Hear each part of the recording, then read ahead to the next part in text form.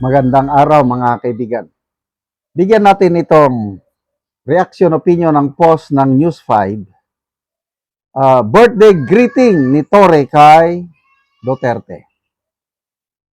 Binati ni Metropolitan Manila Development Authority General Manager Nicolas Torre III si dating Pangulong Rodrigo Duterte na nagdiwang ng kanyang ika-81 kaarawan noong Sabado, March 28. Pinangunahan ni Torre noong siya pa ang director ng Criminal Investigation and Detection Group ang operasyon para arestuhin si Duterte at dalhin sa International Criminal Court Detention Center sa the Netherlands. Okay.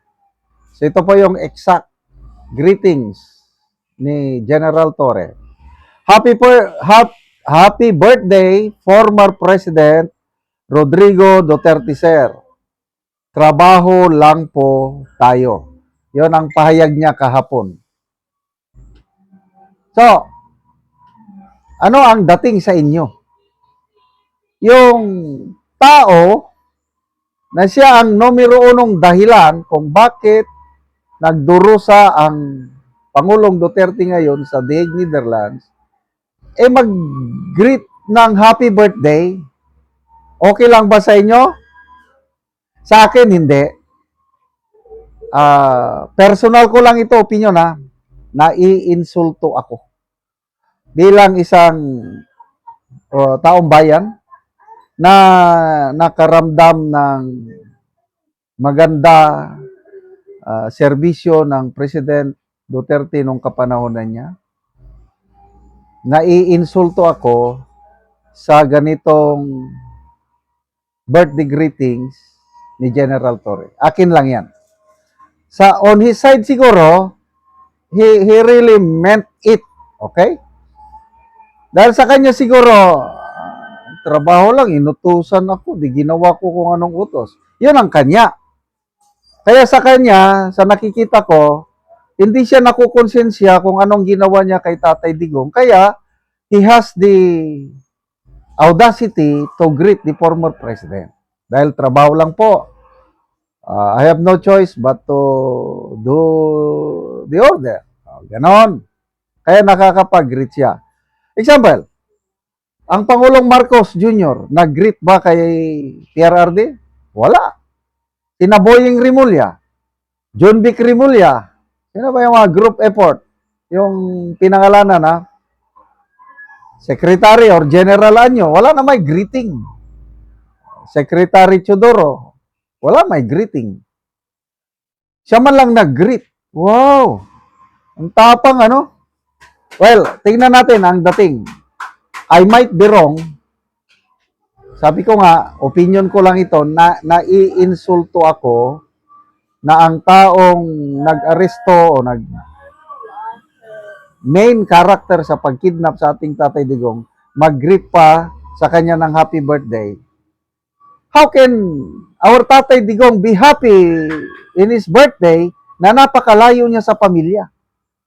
Kasi kung ilagay ko ako si Tatay Digong nakakulong, I cannot be happy sa ginawa ng group effort na ito.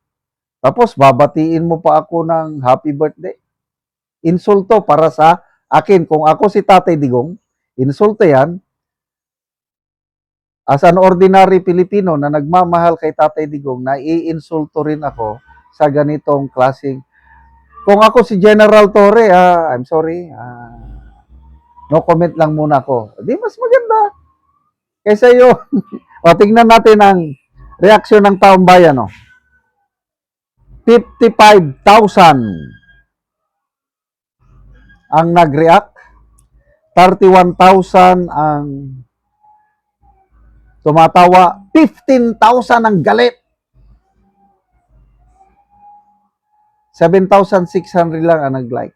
So, that's 46,000 ang negative ang dating. That's to me, around 85% ang galit o tumatawa, hindi naniniwala sa sinasabing ganito ni General Torre. Okay, comments. Ramil Creed, maganda na tono kasi alam niya tinalikuran at ginamit lang siya. Tata, katawa now, iyak later, toriring.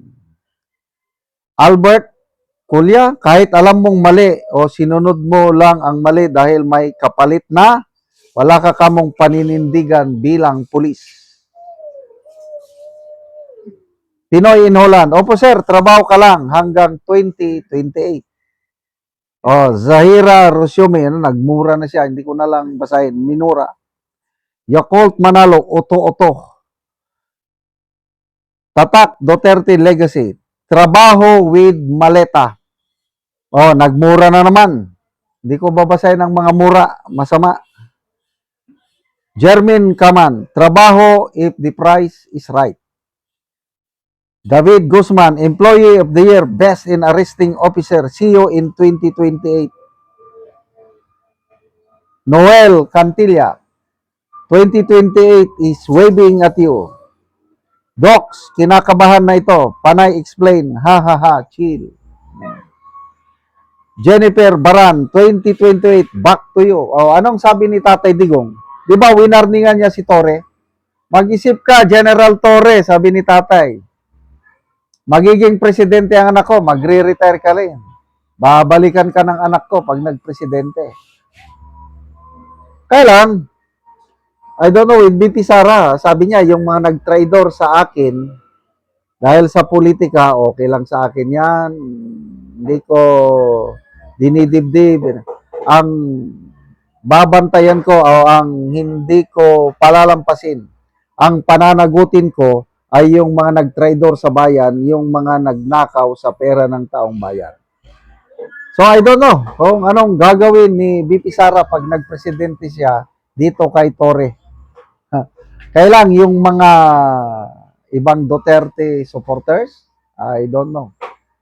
So, good luck. After 2028, General Torre, sana mag-enjoy kayo sa inyong retirement. Salamat mga kaibigan sa inyong pagsubaybay sa ating channel. Nakakatulong kayo ng malaki sa tribong talandig ng Bukidnon. Namimigay tayo ng libreng yero at pako para makapagpatayo naman sila ng mas maayos na tirahan. Panoorin ninyo ang video na ito. Mo na ni ang atop sa natabangan na mo og yero. So dagko na gyud kaayo ang guslot. Ipang sisugluan lang gani ang uban.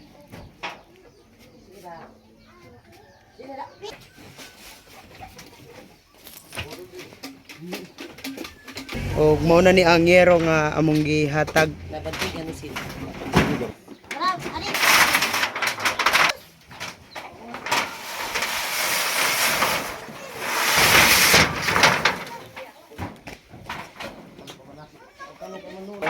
Wala na mapicturean ba? Uy.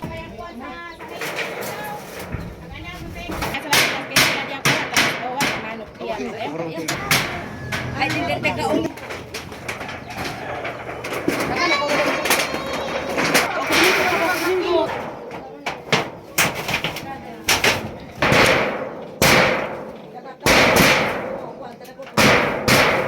O karon humanagad sa pag-atop ang among ginahatag sa nga yero. So, nindot na gyud. Matgyod sa Ginoo nga na ilis na gyud among atop sa nagtabang niini o ilis na gyud among atop sa 21 katuig di na gyud mi maulanan. Salamat gyud kaayo. Ngano man sa 21 ka tuig nga wala na pulihan ang inyong atop. Tungod sa kakuan, kapiko sa panahon. Tama, tungod magod sa kalisod sa panahon o makakwarta mi tapos sa pagkaon. So pila day karon ang adlawan kung naay magmuso? 300 naman ka, 300 at 200 200 ra. 200. So naa ka estudyante. Naa tulo. Unsa nay mga grade niya? Grade 9, grade 8 o grade 5. Mo day nga taman ra gid sa estudyante. So salamat kayo. Salamat sa